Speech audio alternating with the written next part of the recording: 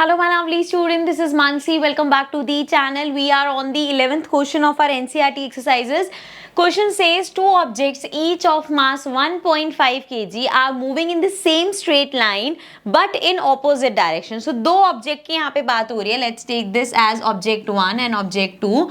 अब ये एक ही लाइन में मूव कर रहे हैं बट ऑपोजिट डायरेक्शन में. लेट्स सपोज ये अगर इस तरफ है तो ये इसके ऑपोजिट डायरेक्शन में है. Now the velocity of each object is 2.5 metre per second before the collision during which they stick together.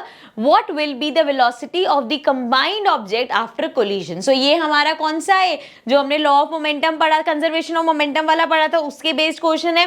देखो दो ऑब्जेक्ट की बात हुई है, दोनों का ही वेट 1.5 है और हमें इनकी वेलोसिटी दे रखी है, इनिशियल वेलोसिटी दे रखी है कि फर्स्ट ऑब्जेक्ट चल रहा था 2.5 मीटर पर सेकेंड से, सेकेंड की भी हमें सेम ही दी है कि वो भी 2.5 मीटर पर सेकेंड से चल रहा था, लेकिन वो ऑपोजिट डायरेक्शन में. अगेन ये लेफ्ट से राइट है, ये राइट से लेफ्ट है, तो मतलब इसको हमें नेगेटिव लेना पड़ेगा. याद है ना हमने न्यूमेरिकल्स में भी ये चीज करी थी कि अगर कोई ऐसे, ये एक नॉर्मल डायरेक्शन मानी जाती है, मतलब लेफ्ट से राइट जा रहा है तो वो पॉजिटिव होता है, लेकिन अगर कोई राइट से लेफ्ट आ रहा है तो this is considered negative, opposite direction है क्योंकि. ठीक है, चलो आगे स्टार्ट करते हैं अब question. Now we know that, आप लिख लेना पूरा according to conservation of momentum. We know mass of first object into initial velocity of first object plus mass of second object into initial velocity of second is equal to, मतलब before collision after collision same रहता है.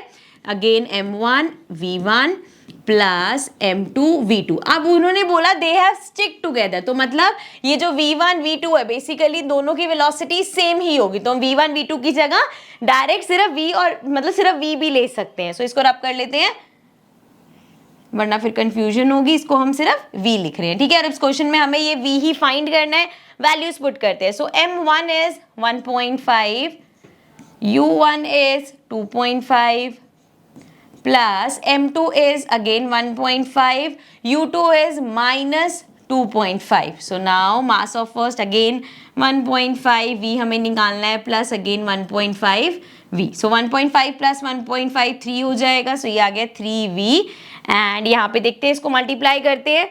25 को 15 से multiply करना है हमें. So 25 into 15, 5 5 is 25, 5 2 is 10, ये हो जाएगा 12, ये आ गया 25.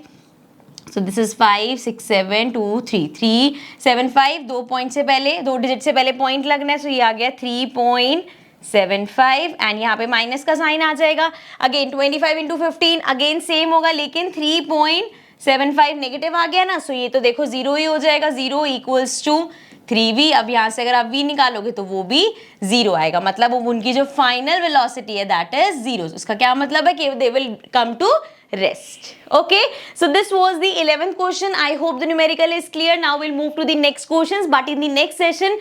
So I'll see you in the next video. Till then, take care and bye bye.